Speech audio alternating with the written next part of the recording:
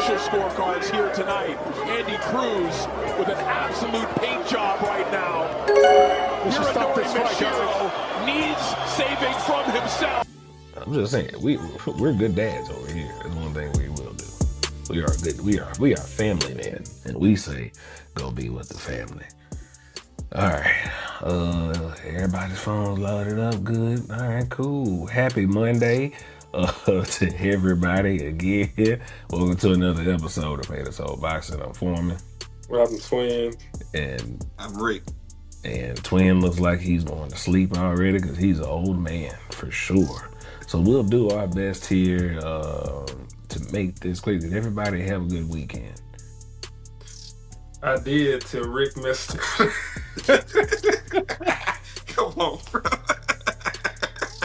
I want y'all to know this is our second time recording this, right? We had an audio issue that we didn't realize how bad the audio issue was until somebody left, and then we figured out where the audio issue came from. So once again, that dial up Rick is not coming off of your name, bro. That is insane. Can't believe I've never seen something be so accurate in my life. Last time we saw something accurate, his name was Floyd Mayweather. Anyways, everybody had a good weekend. It was good, man. AT&T, this is not good promo for you. I'm just letting you This know. is not the promo for Let's AT&T. keep it going. If AT&T wanted promo, they should 100% not call us. Yeah, not facts. at Yeah, not at all. facts. Not at all. That's not Facts. at all. All right, man. I guess we can re-record this and get right back into it. DAZN got the car championship fight this weekend. The main event is Raymond Muratalla versus Andy Cruz. But on the undercard, we're gonna start off with Khalil Coe versus Jesse Hart. Rick, we'll get you going first here. Who wins and how do you see it? I think Khalil Coe takes the fight. I think Jesse Hart's just been out for too long, man. Inactivity in boxing is never good, in my opinion, man. So I think Coe takes it. I don't necessarily know if he knocks Hart out. I think it may go 12 rounds. I think Cole win on a decision just because Hart's been out that long layover just doesn't sit right with me, man. So I'm taking Cole to win the fight, man. Yeah, that's fair enough, Twin. I'm going with Khalil, aka Big Stepper. Like I said, he did a special guest appearance on our podcast before with Sugar Shay. Big Stepper, we need that interview after this fight. But I'm going with him. In that division, he has a chance to continue to climb up the ranks. It's not too many Americans that people have in the top 20, 25 of that division. So I think this will be an opportunity for him to keep going in the right direction. If you look at all the rankings, you take out David Benavidez, you got Beterbiev, you got Bivol, you got Callum Smith, you got Connor Wallace, you got Zach Parker. All of those names, none of them are from America. So I think Big Stepper got a chance to keep going in the right direction, and I think he will. Yeah, 175 is wide open. For anybody literally to come and take, like you said, not a lot of Americans. So if he does just by having to take over that division, he'll stand alone. Well, I ain't gonna say necessarily alone, but he'll stand at the top right there for sure. As far as the highlight of that division, he has a well-known name amongst the amateurs, good pedigree, and usually a fight this early in some people's careers, to fight somebody like Jesse Hart, who's not only he's only 31 and 3, but out of those 31 wins, he got like 25, 27 knockouts. So it's not like it's an easy fight. Jesse Hart is a puncher. There's no question about that. And we've already seen Khalil Coe take a loss, but he avenged that loss with a TKO stoppage by stopping Manuel Gallegos in the rematch of his fight. So, hopefully that rematch Khalil Coe comes in and not the one that had to evict, took that first loss. Jesse Hart being off that time frame obviously is concerning because he is getting older. that could be problematic because usually the older you get, the more you want to stay in rotation. You want to keep yourself going and always staying like that. So we'll see how that goes as it relates to that fight.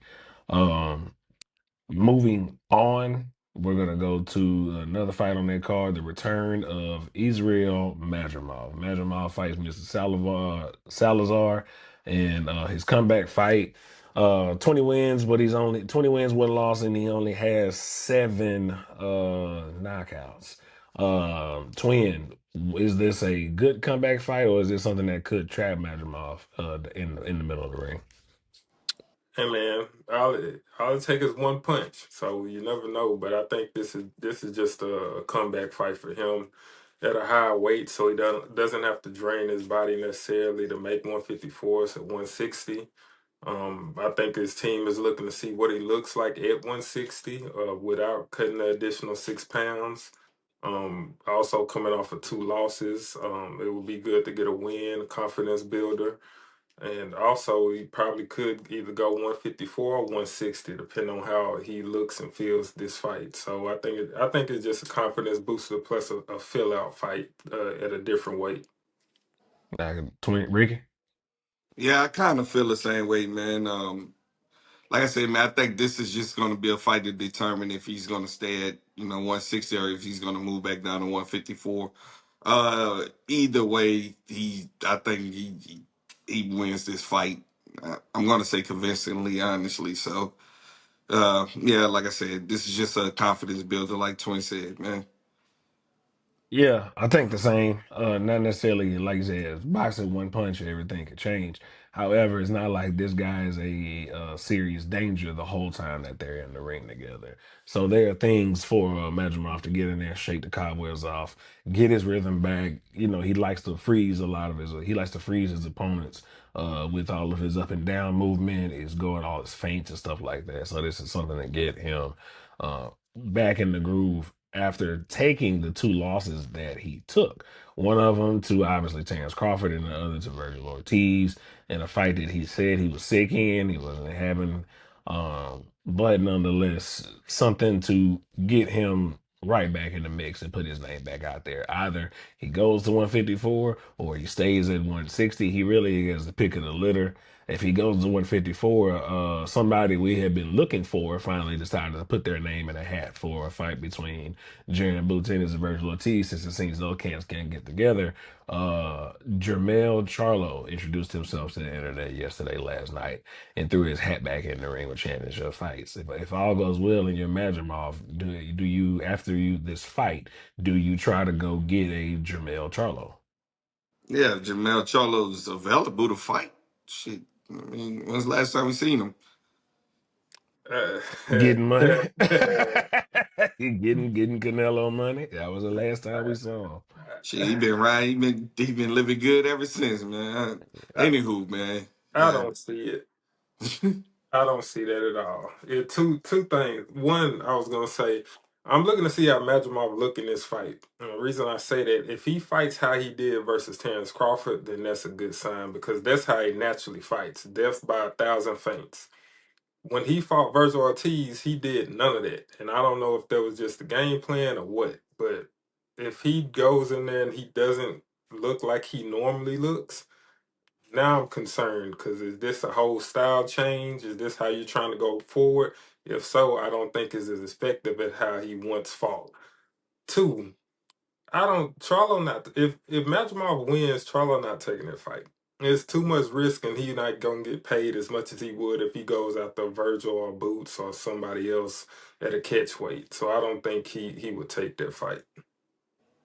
That's tough. That's a super tough one. I don't know. I agree. But Jamel Charlo is the name because he is the last undisputed champion of that division. So I think anybody takes that fight just on principle. Now, whether they want to fold and be the A side, B side, no matter however you want to go from there, that's to be said. But it's interesting because Fundor's tied up with Thurman coming up here. I think that's in March, if I'm not mistaken.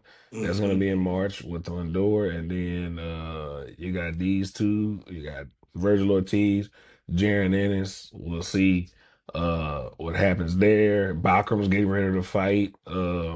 Josh Kelly coming up here soon, so everybody's tied up. So 154 is interesting if that's what Madrimov wants to do, go back down, or if he's gonna stay at 160 and campaign with those guys in there, which is another division that ain't nobody really but Carlos Adames in there having fun with.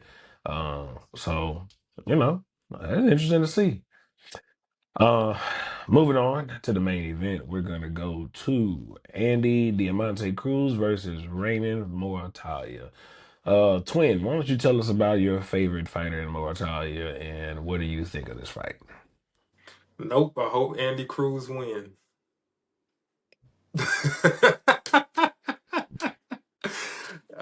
I think it'll be a close fight.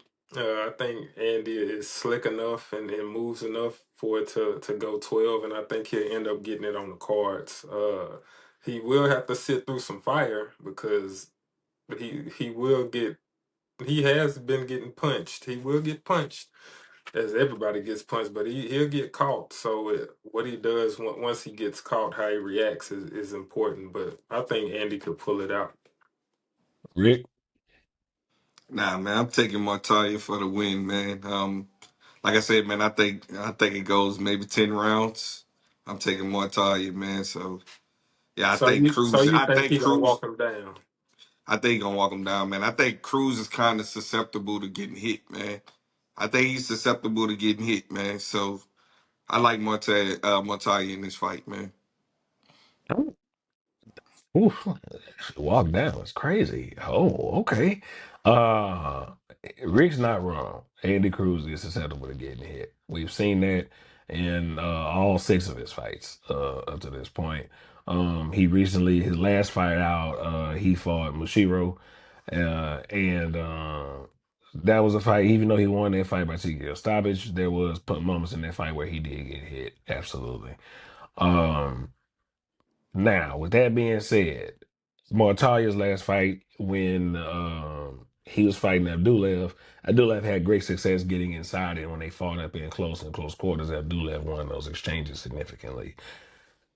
Uh, Mashiro kind of stands up tall, kind of like Raymond Mortalia a little bit. So that gave Andy Cruz somewhat of an insight. I don't know if Eddie Hearn and them did that, on purpose, because they'll purposely find somebody that fights like the man you're trying to go fight next, so you'll have an idea, even though the skill levels can't be different, you can have an idea of what you're gonna go do.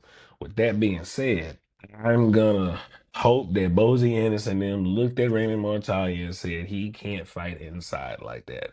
So we're gonna take the fight inside, and I'm gonna choose Andy Cruz to get this fight done in 10.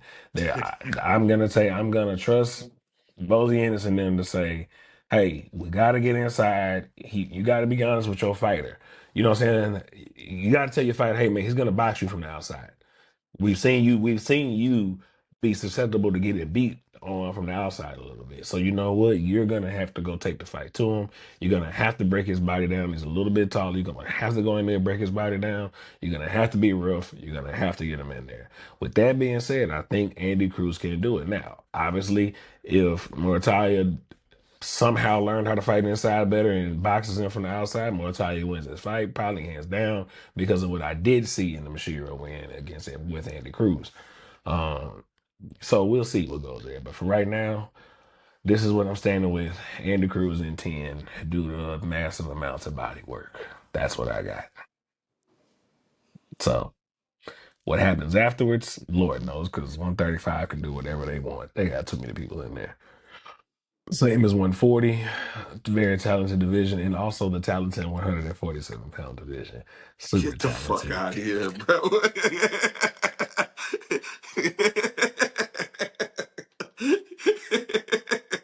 Come on, man. I tried to, I tried to sneak that one in there. I tried to sneak that one in Yeah, there. you just pissed me off. I wanted to sneak that one in there. I thought it was gonna work. I thought it was gonna work out. Man. Yeah. Oh man, but nah, Oh, it's that special, all division's right, at it, 147. it's special, but it's special. Uh, I hope Everybody has a good week, good weekend, and stuff like that. Make sure y'all tune in to watch. Those are going to be some good fights on the zone. In all honesty, the zone should have a good card. It's gonna. Unfortunately, I think this might be a boxer's delight versus a casual fan's delight. That's what I'm thinking. So I think, wholeheartedly will enjoy it for what the art is and what boxing is. The casual fan, that's a question mark at that point. We'll see. With that being said, thank y'all for watching, tuning in. Don't forget to like, share, and subscribe. Tell a friend, bring another 15,400 people. Not, I mean, if you want to bring 1,500 people, I'm cool with that too. But 15,000 would also be awesome. We just want to pay the water bill. That's all. That's it. That's it. We just trying to pay the water bill, bro. Like, that's fair. That's it. Water bill has to go to food bill because food high. You know what I'm saying? Food high. So with that being said, appreciate y'all. Thank you once again. I'm Foreman. I'm Twin. I'm Rick.